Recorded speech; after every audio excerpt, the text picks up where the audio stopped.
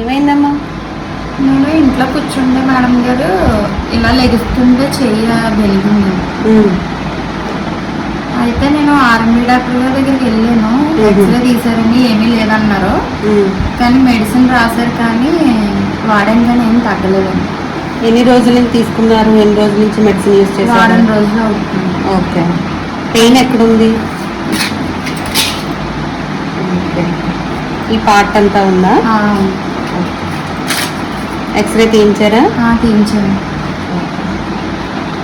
Pain killers use చేశారా? చేశాను.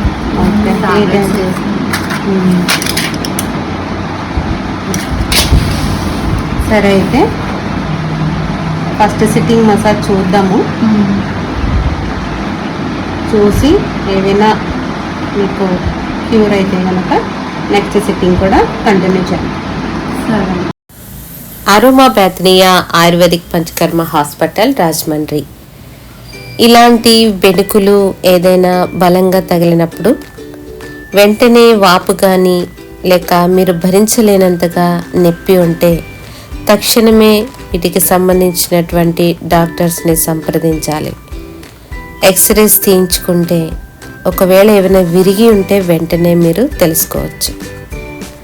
అన్నీ బాగానే ఉండి మజిల్ పెయిన్ కానివ్వండి, అలాగే వెయిన్ ట్విస్ట్ అయ్యి పెయిన్ కానివ్వండి, అలానే కీళ్ళ నొప్పులు, వాతపు నొప్పులు, సర్వైకల్ స్పాండిలైటిస్, డిస్క్ పెయిన్స్, అలానే సయాటికా పెయిన్స్, ఇలా తీవ్రమైన నొప్పులతో బాధపడుతున్నట్లయితే ఆయుర్వేద తైలం అంటే ఈ తైలాన్ని నొప్పులను నివారించే ఔషధ గుణాలు గల మూలికలతో తయారు చేయబడినది. ఈ నూనెతో ఇలా మసాజ్ చేయడం ద్వారా వాపును తగ్గిస్తుంది, అలాగే నొప్పులను కూడా క్రమంగా తగ్గిస్తుందండి. ఇలా నొప్పులను తగ్గించడమే కాకుండా నొప్పులు గల మూల కారణాన్ని కూడా నయం చేస్తుంది. ఇలా చేయడం ద్వారా కండరాలలో ఒత్తిడిని తగ్గించడానికి సహాయపడుతుంది. దీర్ఘకాలిక నొప్పులను కూడా తగ్గించే శక్తి ఈ ఆయుర్వేద మూలికా నూనెలలో ఉన్నదని నేను 100% చెప్పగలనండి. మరి మసాజ్ థెరపీ ద్వారా కూడా మీరు ఇలా నొప్పులను తగ్గించవచ్చు.